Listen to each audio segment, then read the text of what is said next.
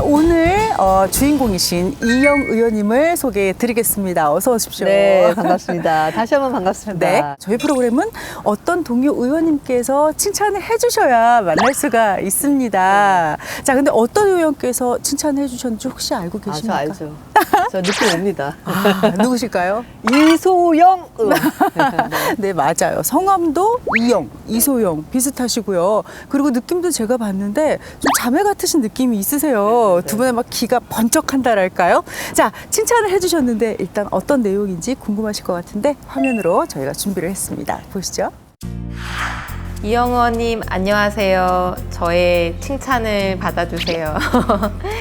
이영 의원님은 방송하면서 자주 뵙고 있는데 특히 벤처기업 대표의 경험을 가지고 국회의원으로 의정활동 하시면서 벤처기업 기살리기 3법 이런 좋은 법안들을 많이 내고 계신데 제가 벤처기업 담당하는 산자의 위원으로서 또 많이 배울 게 많습니다. 이영 의원님 항상 뭔가 새로운 시도들 많이 하시는 거 영감을 주고 계신데 저도 많이 배우고 따라가겠습니다. 감사합니다. 칭찬합니다. 처음에는 우리가 여와 야로 만났지만 사실 많은 주제에 있어서 어떤 식으로 대한민국 정치가 변화하고 혁신해서 국민들이 희망하는 그런 정치가 돼야 되는지에 대한 서로의 공통분모를 찾았다는 것이 이소영 의원님과 저와의 인연에서 가장 아주 가치 있는 부분인 것 같습니다. 이제 의정 생활을 막 시작했는데요. 둘이 힘을 합쳐가지고 여의도에서 큰 변화, 따뜻한 정치, 신뢰가는 정치를 한번 만들어 봤으면 좋겠습니다. 고맙습니다. 제21대 국회의원 국민의힘 이영, 이소영 의원이 디지털 소통 플랫폼 구축 등 정치의 혁신을 이끌어가는 이영 의원을 칭찬합니다. 칭찬합니다. 너무 감사합니다. 네, 축하드립니다.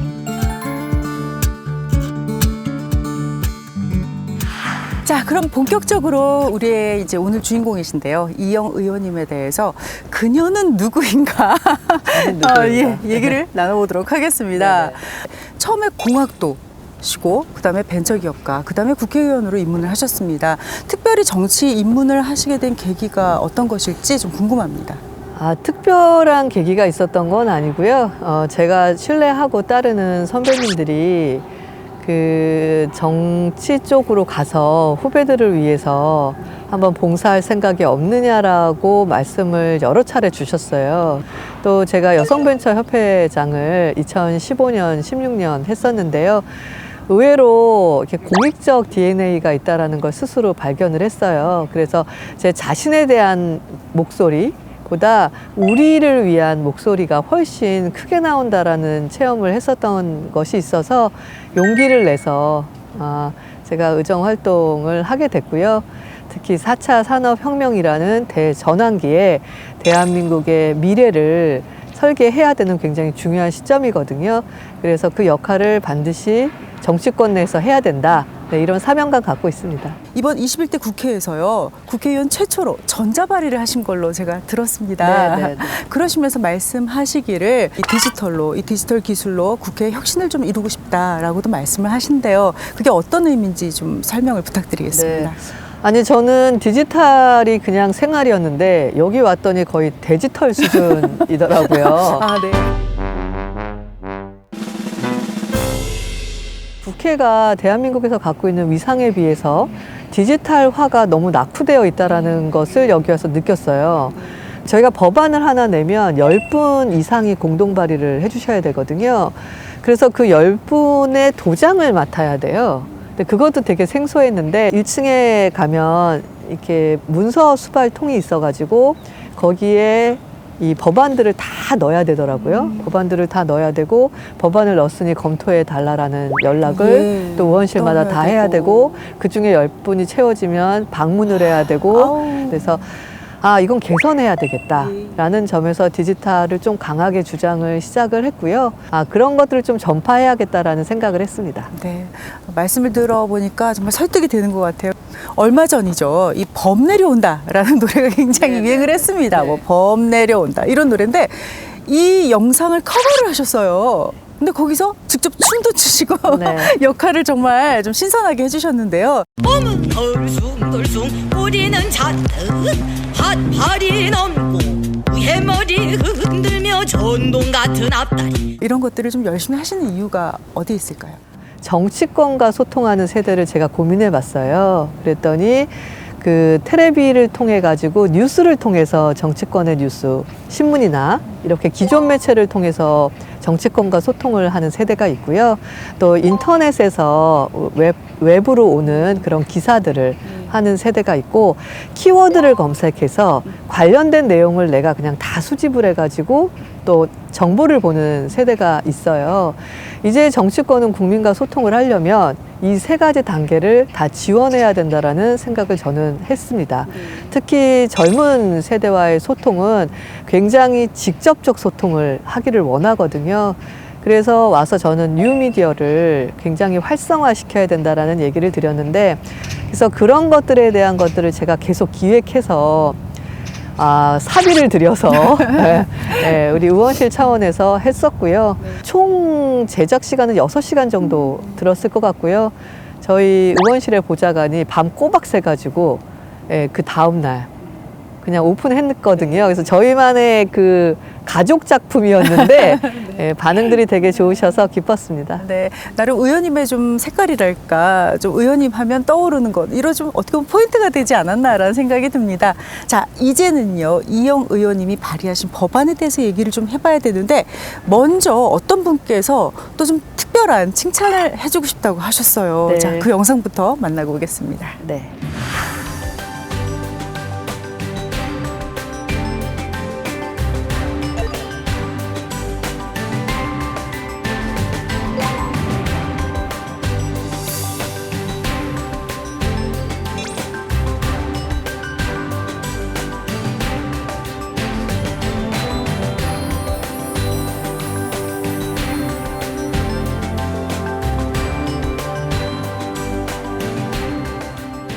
데이터 산업을 진흥하고 데이터 활용을 촉진시키는 것을 목표로 최첨단 지능 정보화 사회의 발전과 더불어 데이터가 디지털 경제 활동의 중심으로 떠오르는 지금 이 시점에 국가 차원의 기본법을 제일 먼저 갖춤으로써 국제적으로 데이터 산업 분야의 경쟁력 우위를 선점할 수 있는 환경이 마련됐다고 생각합니다.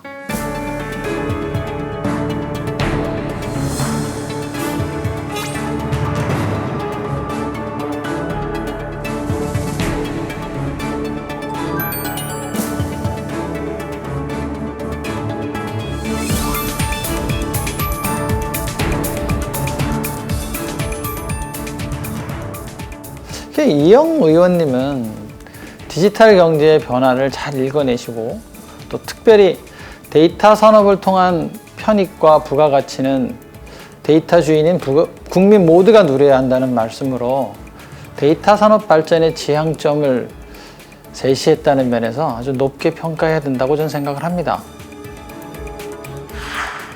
데이터 산업진흥법 맞죠? 네, 맞습니다. 데이터와 데이터 산업의 중요성 좀 쉽게 설명 부탁드리겠습니다. 예전에 데이터라고 하면 그냥 쉽게 설명드리면 금고 안에 들어가 있는 종이에 불과했어요. 비유를 들면. 근데 인공지능이 이제 기술이 발달하면서 데이터 양이 많이 쌓이면 인공지능이 그 데이터에 기반해서 학습을 합니다. 그러니까 어떤 인공지능 알고리즘이 똑똑해질 수 있는 건 데이터의 양에 비례를 하는 세상이 왔어요. 그래서 우리가 정책적으로도 앞으로 미래에 대한 예측에 있어서도 조금 더 그 확률이 높은 그리고 굉장히 발전적인 방향의 결과를 만들어내려면 그 데이터를 이용해서 인공지능 알고리즘을 통해서 아주 생산적인 결과물들을 만들어야 되는 세상으로 변하고 있거든요. 그리고 미래의 데이터 경제는 이제 데이터 굉장히 중요한 데이터는 금값보다도 비싸지는 세상이 될 수 있다라고 보고 있거든요.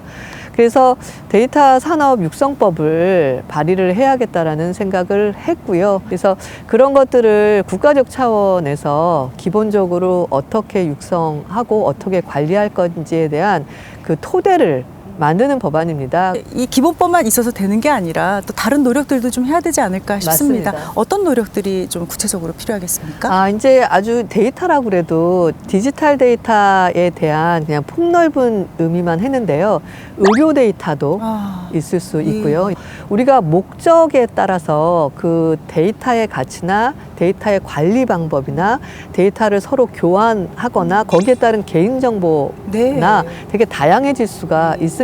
그래서 결국에는 궁극적으로는 모든 것들이 원격에서 디지털로 된 데이터들이 허용되는 세상이 올 겁니다. 근데 분야에 따라서 관리 지침이나 규정들을 세부적으로 만드는 법안들이 만들어질 걸로 예상합니다. 벤처기업가 그리고 이제 국회 들어오신 지 1년 좀 넘었습니다.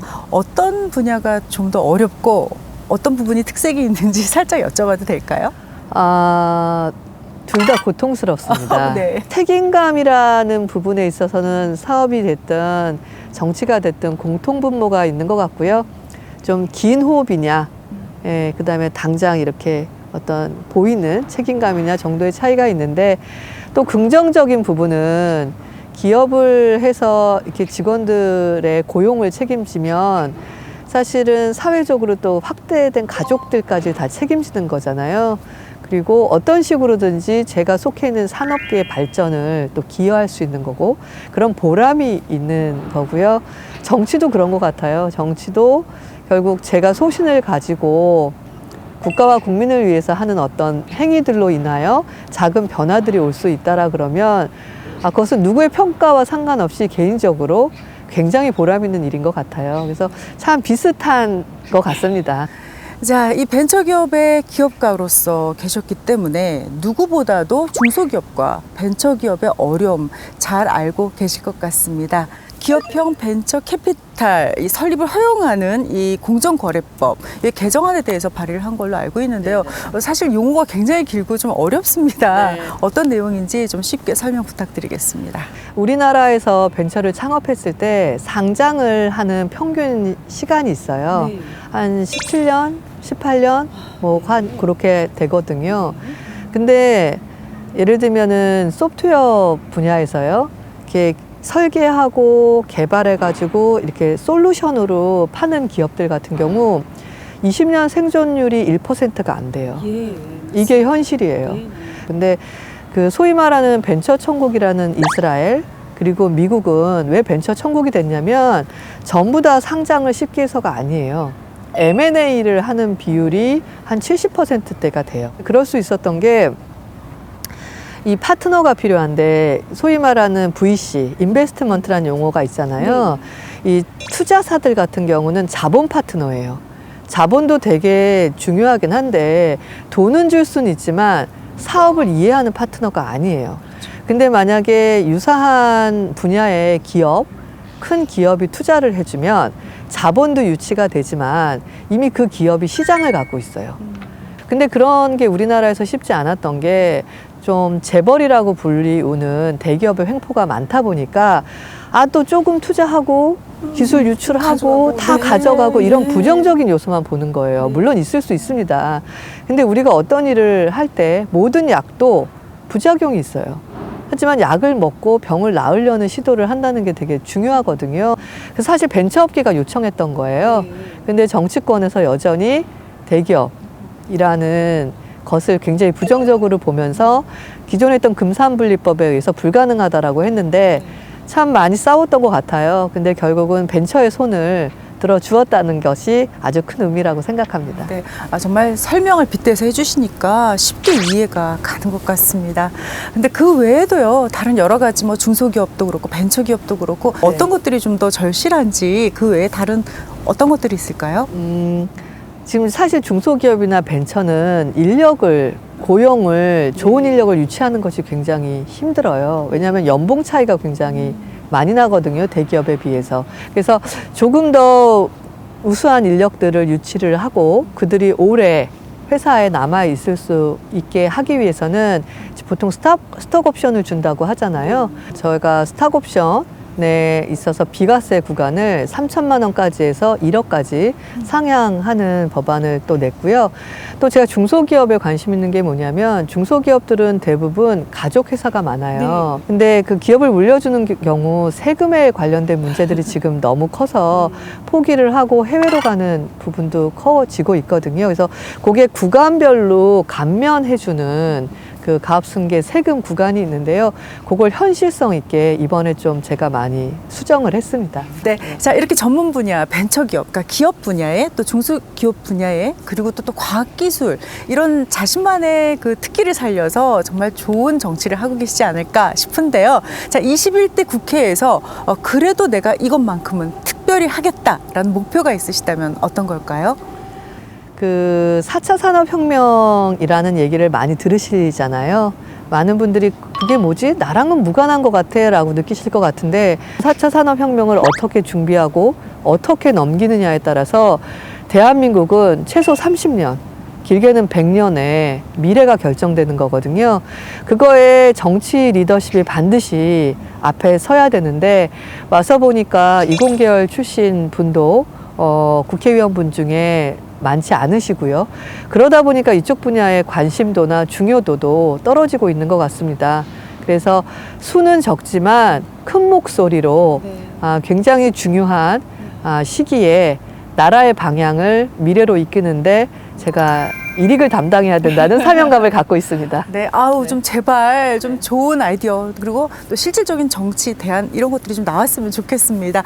자, 그런 좀 날카로운 눈으로 그리고 진심으로 바라봤을 때 좀 동료 의원 중에 이분 정말 칭찬해주고 싶어라는 분을 추천을 좀 부탁드리겠습니다. 네, 저는 민주당의 조승래 의원님을 칭찬드리고 싶습니다.